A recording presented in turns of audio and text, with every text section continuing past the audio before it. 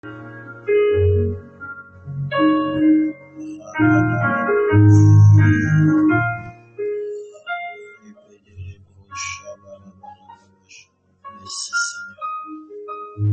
Merci Seigneur. Merci Seigneur. Au nom de Jésus.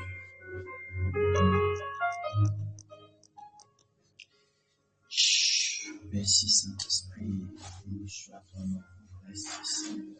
Shalom, shalom mon frère. Shalom ma soeur. Shalom chers auditeurs et auditrices de notre plateforme de pain quotidien. Que Dieu nous bénisse, que la grâce de Dieu repose sur nous, que le Dieu de notre Père, l'évêque Samuel Adé, nous favorise et nous bénisse de toutes sortes de bénédictions dans les lieux célestes en Jésus-Christ. Alors je me présente, je suis le pasteur Athanase de l'église Rehoboth de Plateau. Et ce matin, il m'est donné de parler sur le thème suivant, me voici tiré du livre de 1 Samuel, le chapitre 3, le verset 10. Je fais la lecture.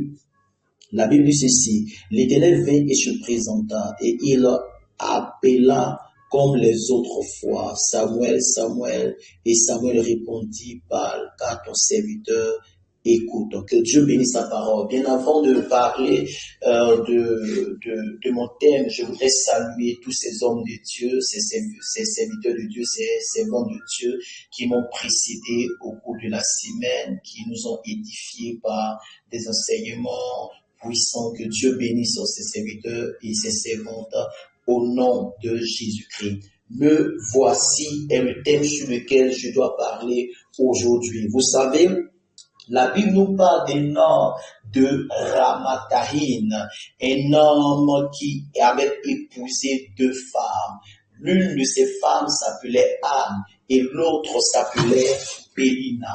La Bible déclare que Anne était stérile et Pélina avait des enfants. Pélina avait des fils et des filles. Pélina n'avait aucun souci au niveau de ses entrailles. Elle avait déjà plusieurs enfants. Mais Anne n'avait pas d'enfants. La Bible déclare qu'elle était stérile. Anne n'était pas stérile parce que ses entrailles étaient liées. Anne n'était pas stérile parce que les démons avaient attaqué ses entrailles. Anne n'était pas stérile parce qu'elle avait des liens de famille dans sa vie, mais la Bible déclare que Anne était stérile parce que c'était l'Éternel qui l'avait rendue stérile. Vous savez, par moments, nous prions pour des choses, nous jeûnons pour des choses sans savoir que c'est l'Éternel Dieu qui nous fait passer par ces choses-là, parce que la plupart des femmes stériles dans la Bible ont toujours eu un témoignage glorieux, parce que de ces femmes stériles est sorti des princes, de ces femmes stériles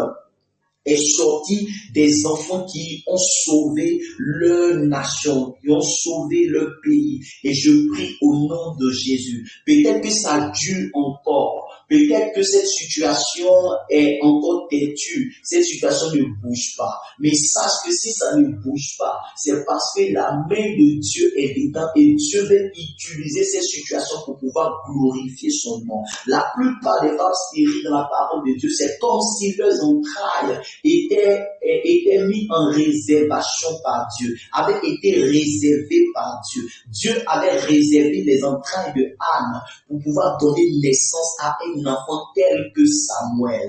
Alléluia. Écoutez-moi très bien.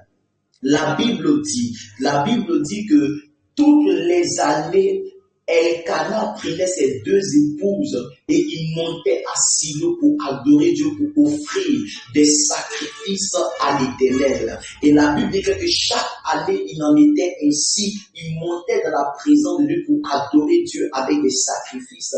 Mais il y a eu une année où ils sont montés dans la présence de Dieu et Anne est restée dans la maison de l'Éternel pour prier l'Éternel. Certainement, c'était quelque chose qu'elle faisait toutes les années et elle pleurait dans la présence de Dieu, elle priait. Mais la Bible déclare que Anne va faire quelque chose de différent. Et quelle était cette chose de différent? C'est que cette année-là, Anne va ajouter à ses pleurs et à ses prières un vœu. Et le vœu qu'elle va adresser à Dieu va ouvrir les entrailles de Anne. Le vœu de Anne va permettre à la puissance de Dieu de toucher ses entrailles, parce que le vœu de Anne exauçait Dieu. Pourquoi? Parce que à cette époque, l'Éternel avait rejeté les enfants du sacrificateur Élie, et l'Éternel avait besoin d'un autre enfant pour assurer cette lignée de la sacrificature. Et Dieu a su connaître le désir de Dieu, Anne a su connaître le besoin de Dieu,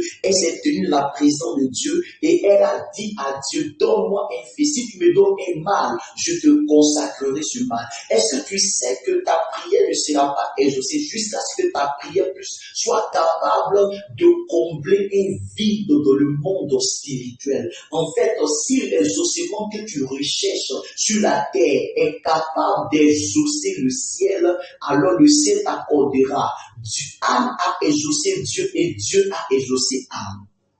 Écoutez, la Bible déclare que Dieu va donner cet enfant-là à Anne. Et lorsqu'il donne cet enfant à Anne, l'enfant sera sévré et l'enfant sera envoyé dans la maison de l'Éternel. Anne va donner le nom de Samuel à son fils. Anne va donner à son fils le nom de Samuel. Le nom Samuel signifie entendu ou exaucé de Dieu. La raison pour laquelle elle lui donne le nom Samuel, qui signifie entendu ou exaucé de Dieu, c'est parce qu'à l'époque où Anne demandait ce miracle, la voix de l'Éternel se faisait rare sur la terre. Dieu ne parlait plus aux prophètes ni aux sacrificateurs. Et écoutez-moi, et c'est dans cette période-là que Dieu parle, Dieu répond à Anne. Donc, le miracle de Anne était le signe que Dieu pouvait encore répondre, était le signe que Dieu pouvait encore parler, était le signe que Dieu pouvait encore exaucer. Donc Samuel entre les mains de Anne était le signe de l'exaucement divin, était le signe que Dieu était capable de pouvoir exaucer un homme. Je prie qu'en cette saison, que Dieu t'accorde un miracle qui sera le signe qu'il est capable de guérir encore, qu'il est capable de délivrer, qu'il est capable de restaurer au nom de Jésus-Christ. Cet enfant va demeurer dans la présence de Dieu et la Bible déclare qu'un jour, alors qu'il était couché, il va entendre la voix, il va entendre une voix. Et plus qu'à cette période, Samuel n'était pas encore initié à la voix de l'Éternel, il va confondre la voix de Dieu à la voix de son Père. Parce que par moment, Dieu utilise la voix de ceux que nous considérons comme Père pour nous parler. La voix de ton Père spirituel peut être la voix de Dieu pour toi, pour t'orienter, pour te conduire. Et la Bible déclare que l'enfant se lève de son lit et il va vers son Père.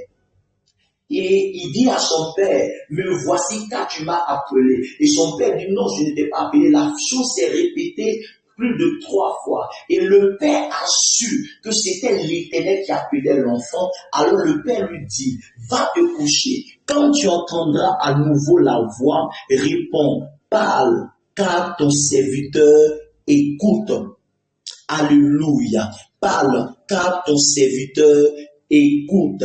Écoutez-moi. La Bible dit que le Père, Élie le sacrificateur, donne maintenant le secret à l'enfant. Quand tu donnes le secret à l'enfant et que l'enfant part se coucher, qu'il entend encore la voix, l'enfant maintenant se présente à Dieu. Dis à Dieu, maintenant tu peux me parler. Maintenant que j'ai le code, maintenant que j'ai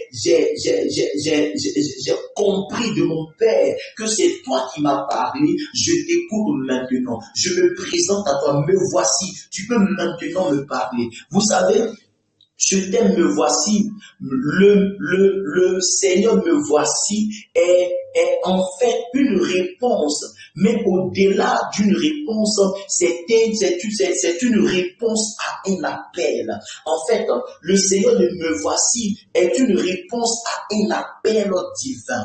Il se positionne, il répond à Dieu en disant que me voici, il se présente à Dieu. C'est le fait de se positionner pour une mission que Dieu voudrait nous confier. Dis à Dieu me voici. C'est le fait de se positionner pour une mission que Dieu voudrait nous confier. C'est le fait de se rendre disponible pour Dieu. Le Seigneur me voici à 3 dimensions. Le Seigneur me voici à 3 dimensions. La première dimension, c'est la dimension de la présentation. C'est la dimension de la présentation. Dis Seigneur me voici est une forme de présentation.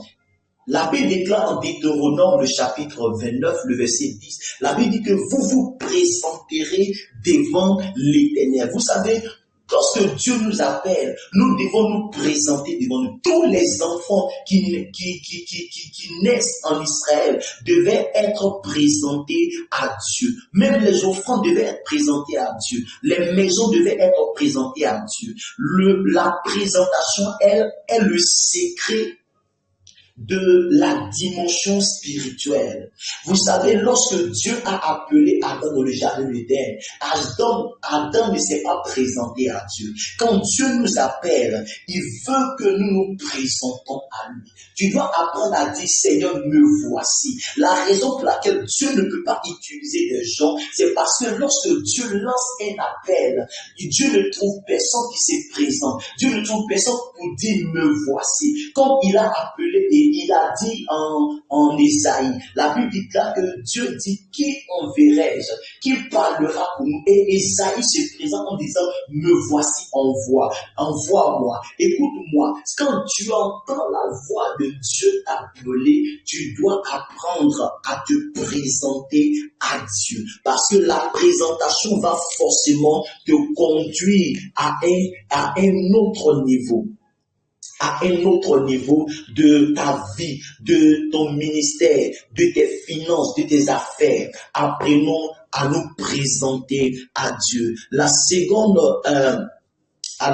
dimension de me voici, c'est la dimension de l'abandon. La dimension de l'abandon. Quand tu te présentes, tu dois maintenant t'abandonner. Le fait de s'abandonner, c'est le fait de quitter l'ancien pour le nouveau. C'est quitter l'ancien pour le nouveau. Les nouvelles choses ne peuvent pas entrer dans ta vie s'il y a encore des anciennes choses. Tu dois apprendre à t'abandonner à Dieu. Tu dois apprendre à te détacher des choses anciennes et à t'attacher aux nouvelles choses. Tu dois apprendre à enlever ton ancien vêtement. L'ancienne chose qui est en toi là. Tu dois apprendre à te débarrasser des choses anciennes afin de revêtir de nouvelles choses. Alléluia. S'abandonner, c'est le fait de se sacrifier pour Dieu. Alléluia. La troisième dimension du Seigneur me voici, c'est le sacrifice. C'est le fait de se sacrifier pour Dieu. De sacrifier sa vie pour Dieu.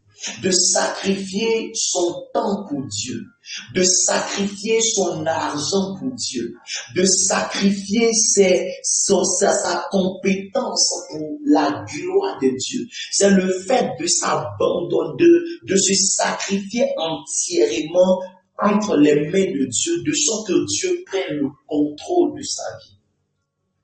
Écoutez-moi, nous devons apprendre à nous sacrifier. Si Dieu lance son appel, que tu te présentes en disant Seigneur, me voici, tu dois aussi apprendre à te sacrifier pour Dieu et pour son œuvre. Que Dieu nous bénisse, que la grâce de Dieu repose sur nous. Au nom de Jésus-Christ.